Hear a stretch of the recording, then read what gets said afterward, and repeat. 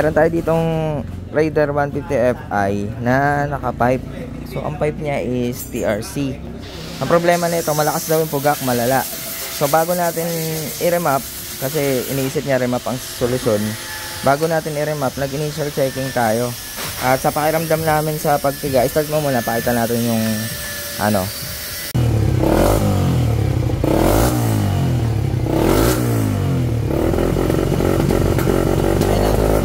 Matok na.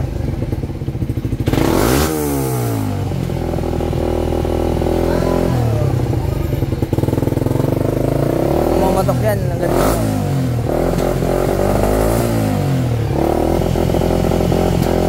Oh. Matok-matok yan. Mababa yung pressure ng ano mo, PSI nung fuel pump. Dapat nasa 40. Oo. Testing tayo ng ano, fuel pump. Malala yung pugak eh. Tsaka ano, hindi lang siya basta pugak. Putol-putol, pumuputok yung tambutso mo. Dahil sobra yung ano, yung hangin, kulang yung gas. So naglilin po yan, hindi po yan lunod. So kala nyo lunod na, feeling nyo lunod. Hindi, naglilin yan kaya ganyan. So unsafe yun, delikado rin yan. Oh. So try tayo ng bagong pang-testing natin na fuel pump na good. Ayan, meron tayo ditong fuel pump na pang test. Good na fuel pump, ayun o. Ayan, tapos ito na yung sa kanya. Ayan. Ano ba kinakasira ng fuel pump? Minsan sa katagalan, minsan sa ano rin, sa mga dumi ng ano, gas. Ano pa? Pag lagi nauubusan, natutuyuan. Tapos matagtag. Walang gas, matagtag pa. Ayun. Isa pa yun. Tsaka minsan sa mga gas station din, no? Na mga sobrang, ano. Ha? Sobrang degreaser. Ewan ko sa'yo.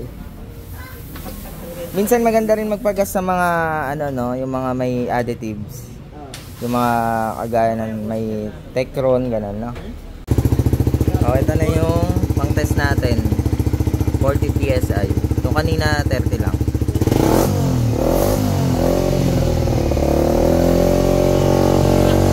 Hindi na mumutok. Meron yan, syempre kasi nagbago. Pero hindi ganun kalala. Yan yung kailangan i-tune.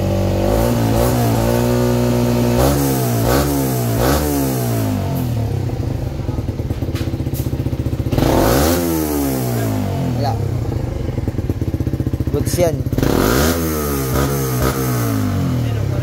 Sa'yo 30 lang. Sa'yo 30 lang. Ito 40 PSI.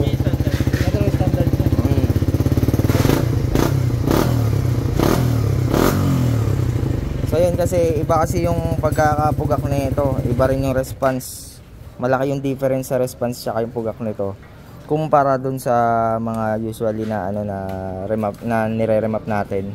Nasa pipe lang yung pugak, 2000, 25 RPM. Yun lang yung may pugak. Ito kasi iba. So yun nga, upon checking nakita natin fuel pump. So try mo munang bugan kaya yan. Oo, baka masolusyonan pa. Ito na yan. Oh, mangat na. Kulang pa rin.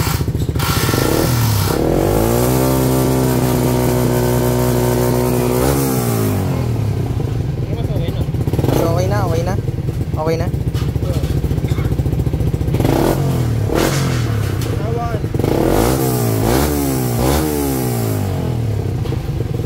Okay na, pwede na.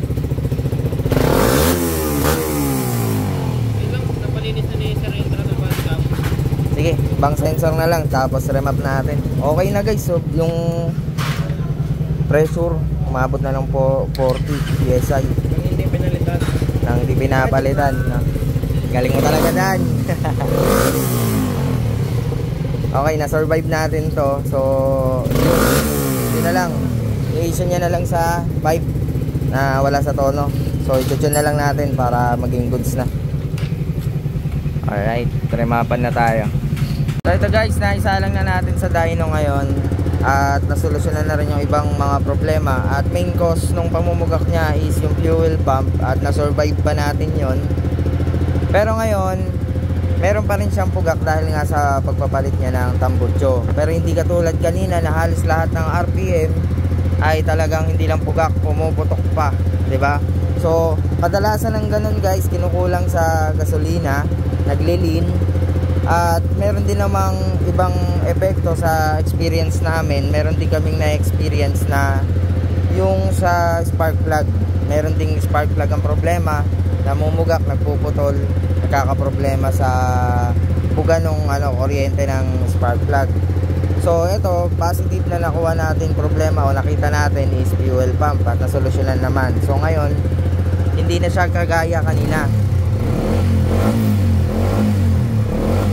Okay, goods yung response at mga galaw ng RPM ng makina. Dito na lang sa low RPM talagang may pugak. Usually nangyayari o talagang kadalasan nangyayari ito sa mga pagpapalit ng pipe and elbow. Ayan. So tune na natin to.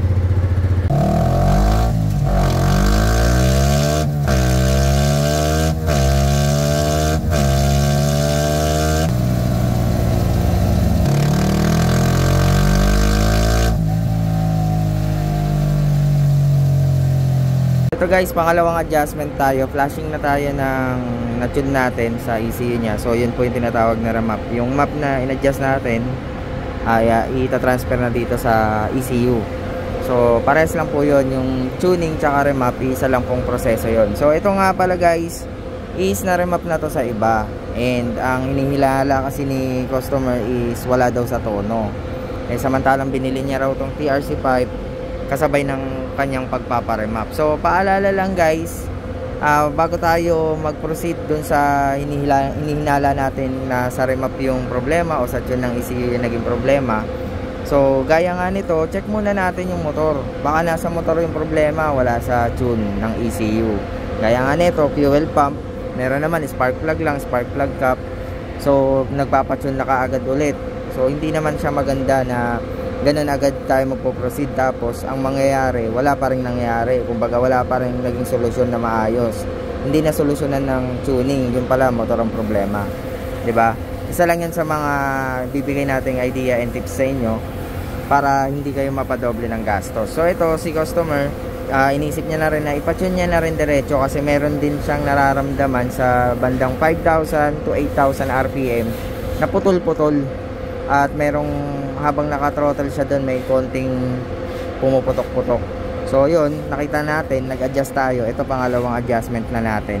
Kaya tara, salpak na natin sa motor at confirm natin kung tama ba lahat ng adjustment.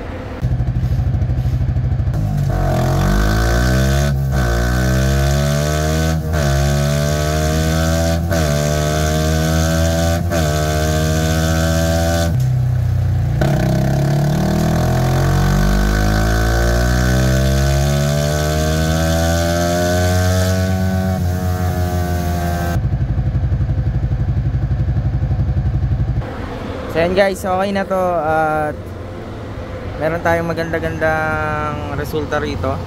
Ayan. So hindi tayo nakakuha na, ang naging baseline natin is yung remap before. So ito yung dating remap, 19.3 horsepower. Ayan.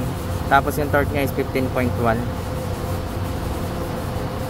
So yan, nag-improve naman at nakuha natin yung maayos na tono kahit papaano. Yung lunod sa high RPM okay na rin. Yung lean sa mid throttle na pumuputok-putok, all good na rin. Tapos kung magkakaroon pa man nun, possible, senyales na rin kasi na malapit na rin palitan yung fuel filter, fuel pump nito dahil nga na, ano lang natin, sinurvive lang natin. So ito all good na to, magagamit na ng maayos na safe at may performance. Ayun, 20.4 horsepower. Okay, salamat.